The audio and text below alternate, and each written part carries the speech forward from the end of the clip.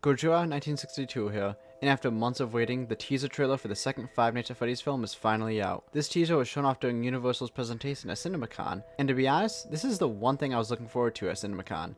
So let's get straight into it and look at everything in the teaser trailer. The teaser starts off with a poster of Freddy and the gang. The poster is in a shattered frame, and it looks like it's at the pizzeria from the first film. After that, there's a shot of an endoskeleton's head. This appears to be the extra head Mangle has on them. Then we see some shots of Fazfest. Fazfest has plenty of behind-the-scenes images, and it seems to play a big part of the film. As from what I can gather, this is a festival entirely dedicated to Freddy Fazbear's Pizzeria. There's plenty of games, food, people around, and as we will see later on, even an animatronic or two. Following the look of Fazfest, Abby is seen arriving at the pizzeria that this movie will take place in. She looks at the pizzeria in what can either be in shock or just being surprised, as this could be the first time seeing the pizzeria. My guess is that she either found out about the pizzeria thanks to Fazfest, or she found out about it just by biking around by herself, or by possibly the animatronics from the first film. Then there's a shot of a note on a door that says, "Gone to fix my friends." This is clearly left by Abby for Mike. Now, who does the note refer to when it says friends? Well, to be honest, I think it's the Wizards. Abby probably found out about the Wizard animatronics and wanted to fix them up. Considering the bond she made with the characters in the first film, this is honestly a safe bet. Or it could be referring to the toy animatronics, due to the fact that Abby has a bond with them, as well with what we'll see later in the trailer. Mike then picks up the note and seems to talk to Vanessa about it. They're out there, Mike. Where? Everywhere. Vanessa looks like she made a full recovery after the first film, and is back in the game to help Mike find out what's happening. But during this, we see Toy Bonnie peeking through some curtains. My theory on what's happening here is that Toy Bonnie followed Abby home. Then a hand comes down and presses a showtime button. This isn't the showtime button from the first movie, as in that one, the button is on the wall and by itself, meaning this is at the pizzeria with the toy animatronics. But what interests me is whose hand is pressing the button. Judging from the hair and looks of the hand, it's not Mike's. It seems to belong to an older man. Now, I know what I'm about to say will sound insane, but I'm a FNAF fan. Everything I say sounds insane. But look at the hair on this gentleman's arm. The hair looks to be white, and Afton's arm hair is more brown, so that rules out Afton. So who else could it be? Well, it's not Henry, who was in the film as well. So honestly, this could just be a random person, but considering the lighting of the shot, it seems like this could be an important scene. This could be like the opening of the first movie, where it opened up with the night guard trying to survive. So this could be an opening where we see someone pressing the showtime button, and we see the animatronics, the toy ones that is, doing the usual show in the day. Or I'm just genuinely insane, and just like the games, I'm looking at the smallest of details for the biggest of clues. Afterwards, we see a teacher looking into a classroom, only to be pulled in and I assume killed by Toy Chica. This is interesting because how did she get to a school? I think it was due to Abby bringing her there. From what we know, when the film was being shot, Abby brings Toy Chica to a school for a talent show. It looks like either Abby left Toy Chica in the classroom, or she went there and waited on her own. Because during this, Vanessa's line of the animatronics being everywhere insinuates that the toy animatronics are out and about in the city looking for Abby. But I'll come back to that point later. After Toy Chica kills the teacher, Mangle is seen attacking Vanessa, Mike, and Abby.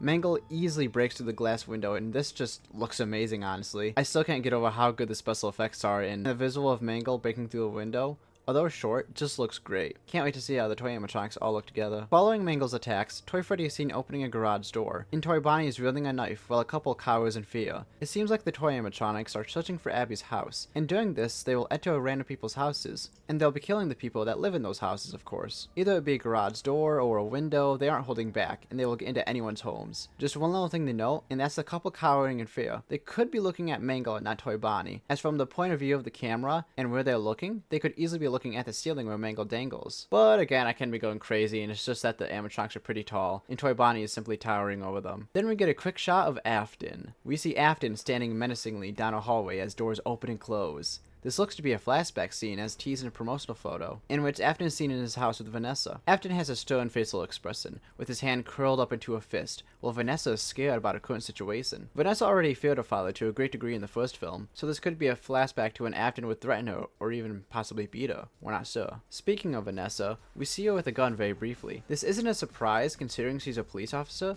but she pulls out the gun pretty fast and with an aggressive expression. It seems like she either could be dealing with an animatronic or someone who poses a great threat. This could be Afton possibly returning and finding Vanessa. But then we get a good look at Balloon Boy, easily the most annoying character for many when it came to FNAF 2. Balloon Boy is actually in the main office of the pizzeria, as if you look at the background, he is on the right side of the office, something he actually can't do in the game. This isn't Balloon Boy's first appearance in the movie universe, as he was in the first film as a toy, but that design was a little different, and this one is more game accurate and looks a lot better. But taking away the tension from Balloon Boy, way, we can look at the main office. The office looks great, and way more accurate than the first movie's office when compared to the game.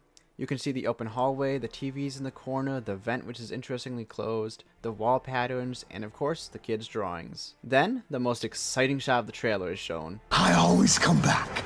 Afton wearing the spring Bonnie suit and picking up a knife. Here we see the return of Afton, being in the kitchen in which we last saw him in the first film, as he picks up a knife, ready to kill again. So unlike what I thought, they won't save his return for some post-credits. This is clearly him returning, and not a flashback. As on his arm you can see the decay of the suit, something that was seen on it throughout the end of the first film. I have a lot to say about Afton, but I'll save that after I'm done talking about the teaser. Following that amazing reveal, we see some quick shots of some action going on. Mangle is seen grabbing someone while in the main office and dragging them upwards to the ceiling.